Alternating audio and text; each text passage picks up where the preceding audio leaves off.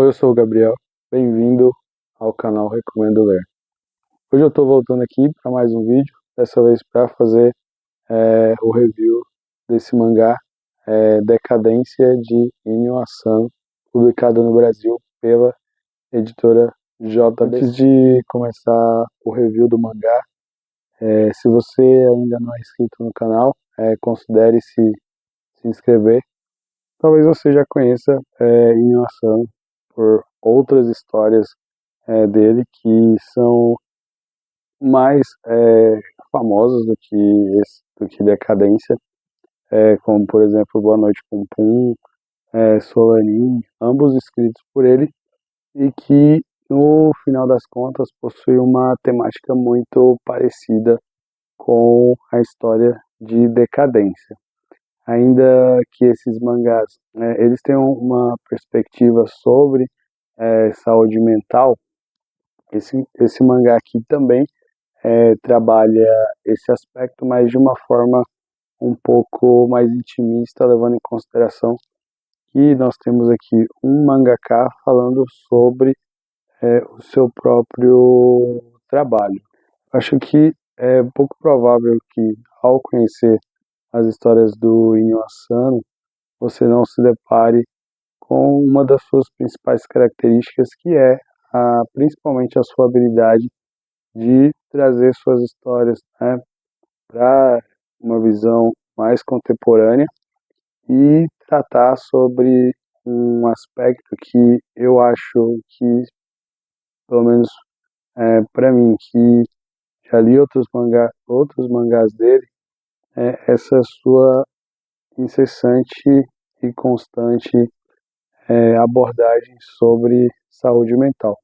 Aqui nós temos um protagonista que, apesar do mangaka dizer que não é uma autobiografia, mas a gente sabe que a rotina, a experiência do Asano pode, de fato, ter contribuído aqui na concepção dessa história. Então, como que a história se desenrola? Ela é ambientada dentro desse universo de criação, de onde um mangaka ele experimenta ali o seu auge e ele precisa sair em busca da sua próxima grande história.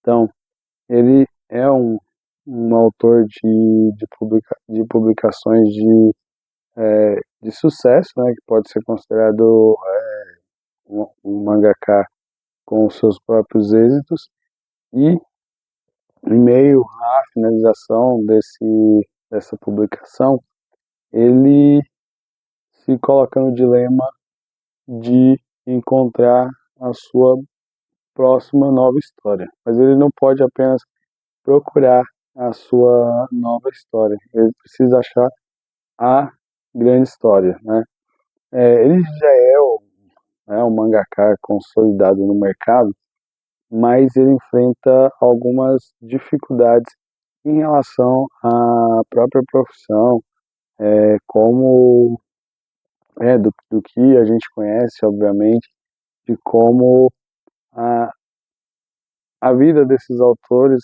às vezes são levadas à exaustão, seja pela carga de horário de trabalho, ou seja pela pressão dos fãs, pela pressão dos editores, que cada vez mais precisam desses capítulos finalizados no menor tempo possível para que essas histórias sejam publicadas.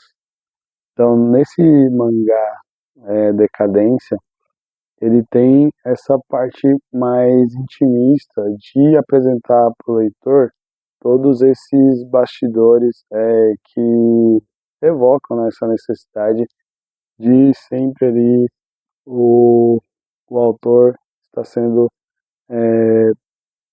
desafiado a isso, que sua próxima história sempre seja superior à anterior, seja pela qualidade, obviamente, ou seja pelo número de vendas, que é o que, no final das contas, às vezes determina o grande sucesso para que aquela publicação seja continuada.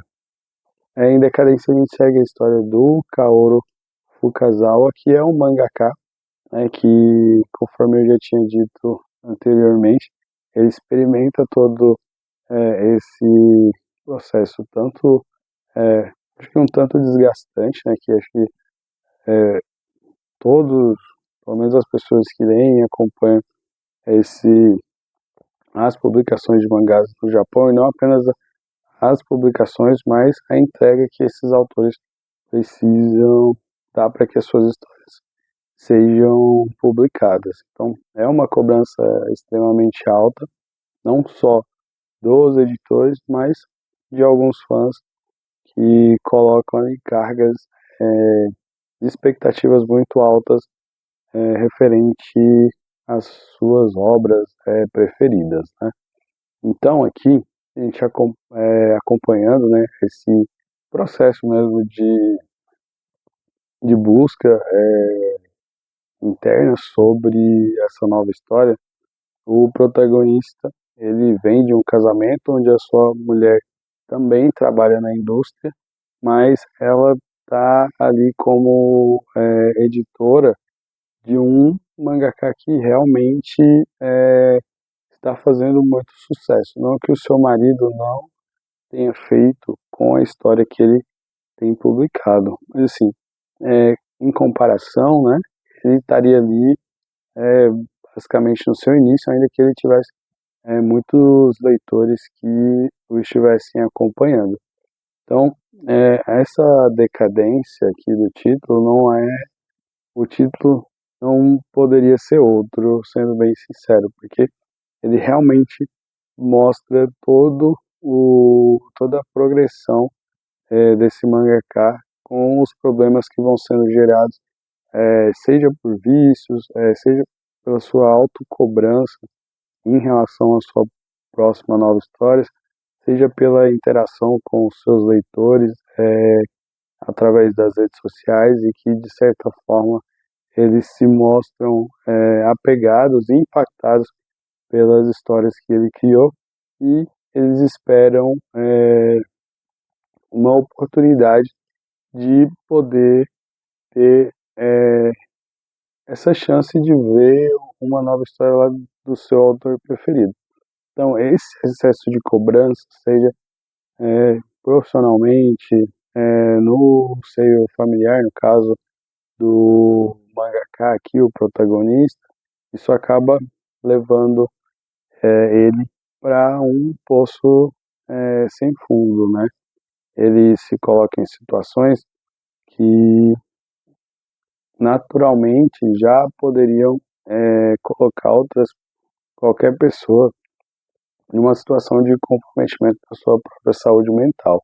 Então, assim, esse excesso de cobrança, isso é muito trabalhado aqui pelo Asano, justamente para uma forma de crítica por esses prazos curtos, pela cobrança que também acontece na vida real. Por mais que o mangá não seja uma obra de autobiografia, a gente sabe que essa é a melhor forma que os autores às vezes encontram de fazer críticas veladas.